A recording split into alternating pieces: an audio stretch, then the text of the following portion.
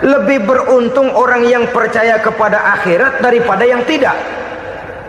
Sekarang saudara percaya akhirat ada, lalu saudara baik-baik di dunia, sholat, puasa, zakat, menolong orang lain, menebarkan kebajikan.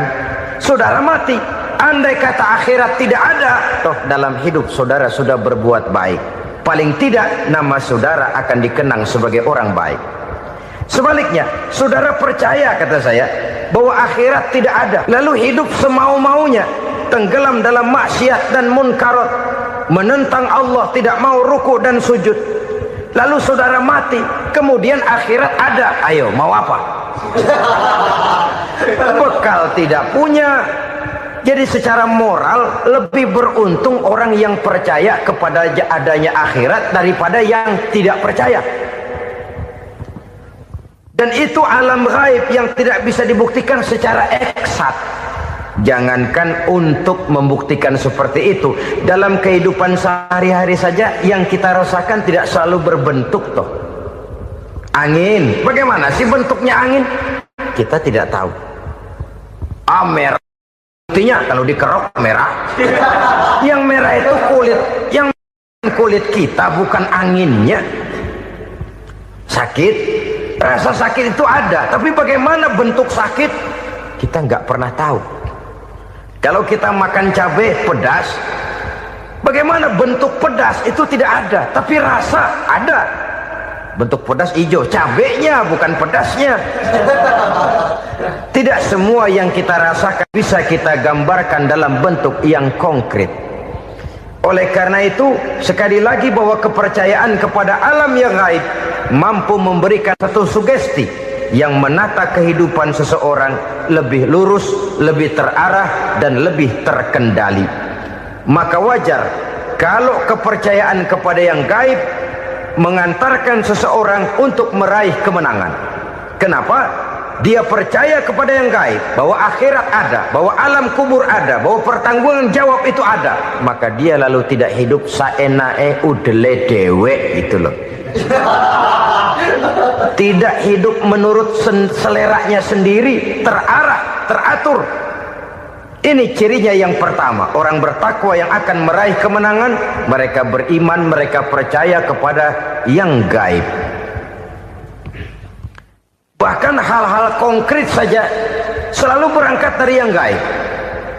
Saudara-saudara, para remaja, para pemuda sekarang ini tidak pernah tahu toh siapa yang akan jadi teman hidup saudara. Kita bisa saja ngerancang, mentargetkan, tapi toh akhirnya yang namanya jodoh bukan kekuasaan kita. Rezeki di luar kemampuan kita. Begitu juga ajal, maut, jodoh, ajal adalah contoh-contoh konkret bahwa pada akhirnya yang gaiblah yang menentukan. Bertahun-tahun ngelancong, emang jodoh seret nggak jadi.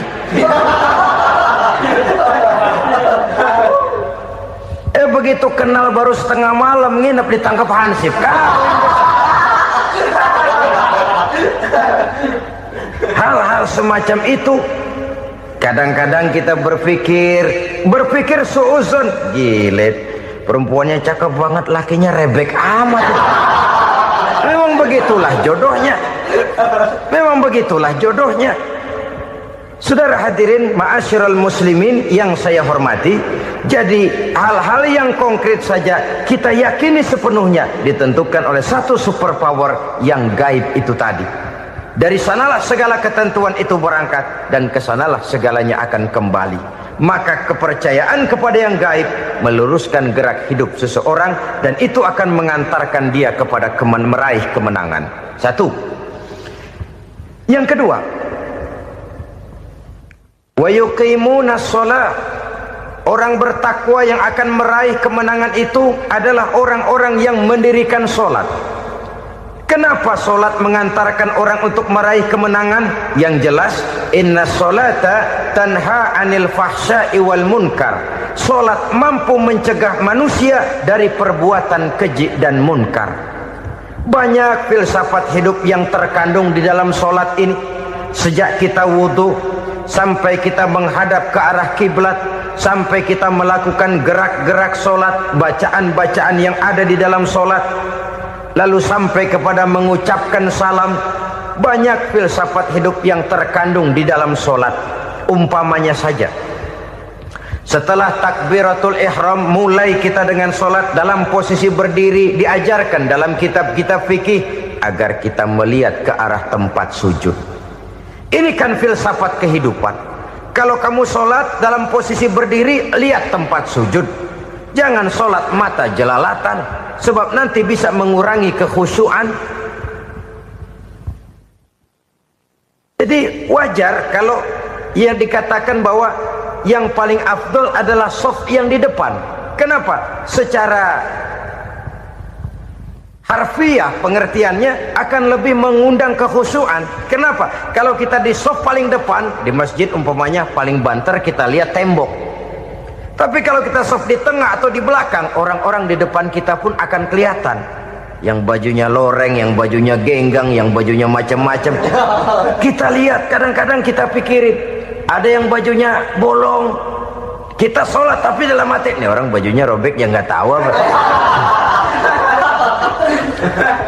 Ada saja hal-hal yang mengusik kekhusyuan kita. Oleh sebab itu diajarkan dalam posisi berdiri, lihat, arahkan pandangan matamu kepada tempat sujud. Ini kan filsafat kehidupan. Maksudnya apa? Kalau lagi diri, lihat dong tempat sujud. Kalau udah di atas, ingat dong sama yang bawah. Kalau sudah tinggi, ingat dong dari mana kamu berangkat. Kalau sudah berkuasa, bantu dong yang lemah. Kalau sudah kaya, santuni dong yang miskin. Kalau sudah alim, bimbing dong yang awam.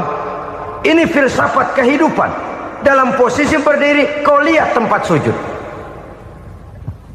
Ini akan melahirkan kepekaan sosial, di mana seseorang mau tahu kepada orang lainnya. Bagaimanapun kaya kita, tinggi pangkat dan jabatan kita, jikalau hidup hanya untuk kepentingan perut sendiri saja, rasanya belum membawa manfaat di dalam kehidupan kita. Tapi efek yang tertinggi sesungguhnya, solat mencegah manusia dari perbuatan keji dan munkar. Perbuatan keji dan munkar, walaupun kelihatannya mendatangkan uang, membawa keuntungan, tapi itu keuntungan semu, keuntungan sementara. Dengan menipu orang lain kita bisa dapat untung, tapi tidak membawa berkah. Dan itu adalah kerugian besar dalam kehidupan kita. Maka untuk meraih kemenangan, harus dimulai dengan membentuk kepribadian yang tegar, memiliki sandaran vertikal yang langsung kepada Allah Subhanahu wa ta'ala. Dan itu hanya bisa kita tempuh melalui jalur ibadah formal yang sudah ditentukan Allah, yakni solat yang 5 waktu. Untuk memperkuat itu, ada solat-solat sunnah, rawatib, nawafil, sebagai terminal-terminal kontrol cadangan untuk memelihara stabilitas temperatur batin di dalam kita berhubungan dengan zat yang maha gaib, yaitu Allah Subhanahu wa ta'ala. Orang sering bertanya, Pak, itu tetangga saya nggak sholat, duitnya nggak habis-habis, Pak. Nggak sholat tapi mobilnya tambah terus. Nggak sholat tapi usahanya makin maju. Tapi di sisi lain ada orang yang rajin sholat, rezekinya butak bener. Anaknya mana kurus, mana korengan. Saudara hadirin ma'asyiral muslimin rahimakumullah. Harus saya katakan bahwa solat memang bukan untuk cari duit. Solat adalah sandaran vertikal kita kepada Allah. Sedangkan soal rezeki itu berkaitan dengan sifat Allah maha pengasih dan maha penyayang. Allah maha pengasih, siapapun dikasih kalau mau usaha. Allah maha penyayang, tidak semua orang disayang oleh Allah Azza wa Jalla. Dan belum tentu banyak harta itu merupakan nikmat. Mungkin juga istidraj. Artinya istidraj itu dikasih tapi diambulin, kalau bahasa Betawinya itu.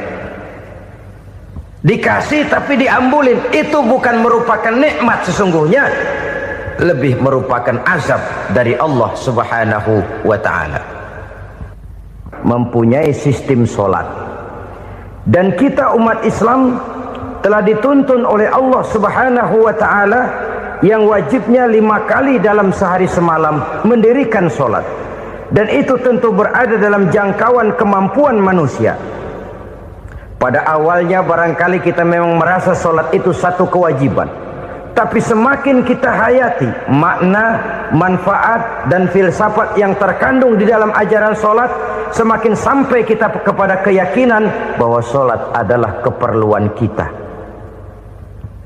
Sehingga pada waktu tertentu dinilai puncaknya, kita tidak lagi akan berkata saya wajib sholat, tapi kita akan berkata saya perlu sholat. Kalau kita sudah merasakan itu adalah keperluan kita, nah di sanalah kita baru akan merasakan ruginya kalau hal itu tidak kita laksanakan. Sepanjang kita masih berkata saya wajib sholat, kita akan lebih merasakan dia sebagai beban ketimbang sebagai keperluan. Yang jelas Allah tidak memerlukan ibadah yang kita laksanakan ini. Dengan kata lain, andai kata satu dunia penuh ini orang tidak ada yang sholat satu pun, Allah tidak akan turun dari jabatan Tuhan. Jangan lalu berpikir kalau kita ngambek se-RW kagak sembahyang Tuhan tekor kali ini ya. Tentu tidak. Itu perlunya kita, bukan perlunya Allah. Dan pada induknya kita akan berkata saya perlu agama. Kalau secara induk kita sudah memerlukan agama, maka konsep-konsep yang ada di dalam ajaran agama itu pun adalah juga merupakan keperluan kita. Baik dia bernama sholat, baik dia bernama puasa, baik dia bernama zakat, baik dia bernama haji, seluruhnya adalah keperluan kita. Dan sesuatu yang kita perlukan apabila tidak kita laksanakan akan melahirkan kerugian di dalam kehidupan. Jangan heran kalau kita membaca riwayat perjalanan hidup para salafus soleh, orang-orang soleh. Ada yang tahajud sampai 100 rakaat, ada yang sholat malam kakinya sampai bengkak. Kita sekalinya bengkak biri-biri. Ada yang sholat membaca surah dalam Al-Quran sampai khotam Quran. Kok mau? Mereka sudah merasakan itu keperluan. Itu saja soalnya. Satu saat pun jikalau kita merasa bahwa itu keperluan saya, kita pun akan melaksanakan seperti itu. Keperluan saya dalam kehidupan. Inilah yang kedua. Yang ketiga, orang bertakwa yang akan meraih kemenangan itu, wa mimma razaqnahum yunfikun. Mereka membelanjakan sebagian daripada rezeki yang diberikan Allah kepada mereka. Mereka infakkan di jalan Allah. Ada satu dialog menarik. Satu hari seorang anak muda bertemu dengan seorang kakek-kakek yang sudah dikenalnya baik. Bertanyalah anak muda ini, "Kek, umur kakek berapa tahun?" 15 tahun, kata si kakek. Anak kakek berapa orang? 1. Harta kakek berapa banyak? 15 juta. Si anak muda ini bengong. Lalu protes, "Kok kakek bohongin saya?" "Kenapa?" "Saya tahu umur kakek 70 tahun. Kenapa ngaku 15? Saya tahu anak kakek 5. Kenapa bilang 1? Saya tahu kakek miliuner, miliaran uang kakek. Kenapa ngaku cuma 15 juta? Begini, kata si kakek tadi. Benar, umur saya 70 tahun.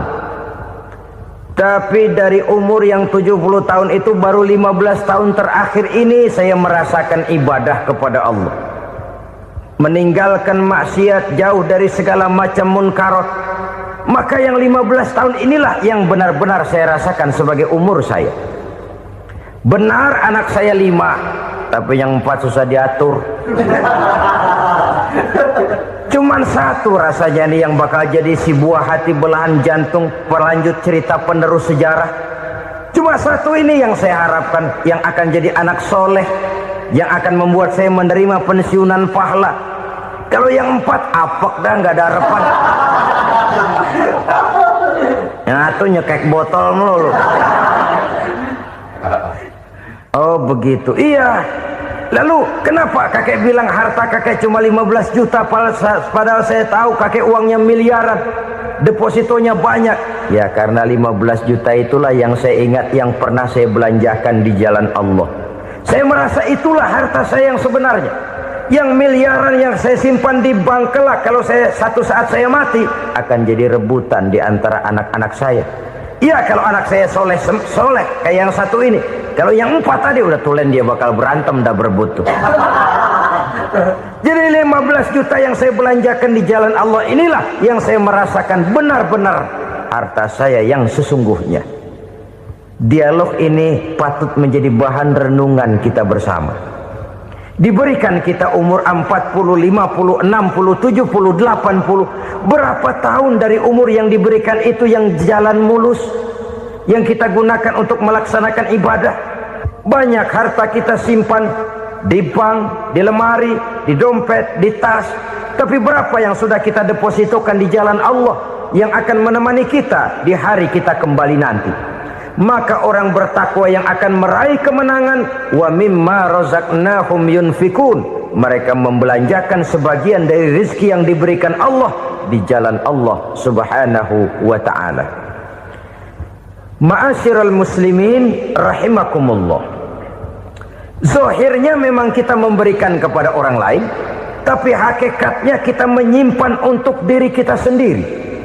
Kita memberikan kepada yatim piatu 25.000. Zahirnya kita memberikan si yatim, hakikatnya kan kita cuma nyimpan.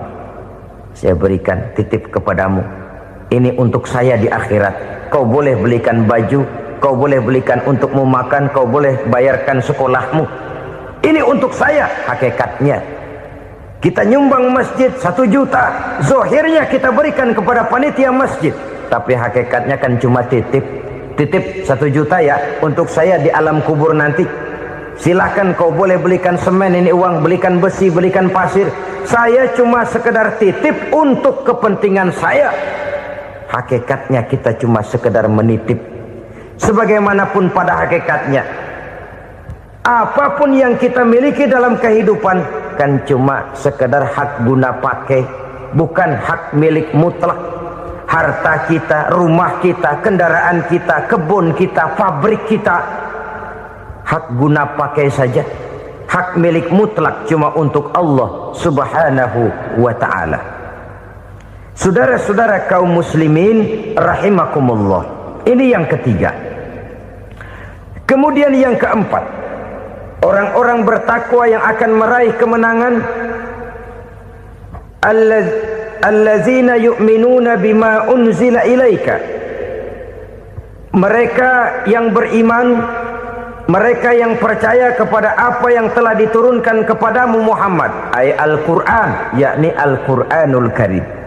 Setelah percaya kepada yang gaib, mendirikan solat, kemudian menginfakkan sebagian dari rezeki yang diberikan Allah, mereka juga lalu percaya kepada yang diturunkan terhadap Nabi, yaitu tidak lain Al-Quranul Karim. Sekali lagi di sini, percaya bukan hanya sekedar percaya saja, tetapi percaya lalu menjadikan Al-Quran itu sebagai pedoman hidup. Sebab memang Al-Quran itu adalah GBHM, garis-garis besar haluan muslim. Apa yang harus kita lakukan, apa yang harus tidak kita lakukan, bagaimana mestinya kita bertingkah laku dan berbuat, seluruhnya tercantum di dalam Al-Quranul Karim. Itu sebabnya ketika satu hari Aisyah ditanya bagaimana akhlak Rasul, beliau menjawab, kana Rasulullah sallallahu alaihi wasallam khuluquhul Quran. Akhlak daripada Rasulullah tidak lain adalah Al-Quran.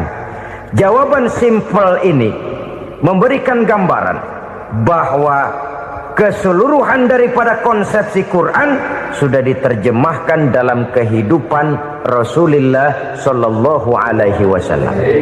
Karena kita tahu akhlak adalah keseluruhan dari gerak hidup manusia. Sejak ia berpribadi, berumah tangga, bertetangga, bermasyarakat, sampai kepada berbangsa dan bernegara, Al-Quran tetap memberikan sentuhan nilainya. Oleh karenanya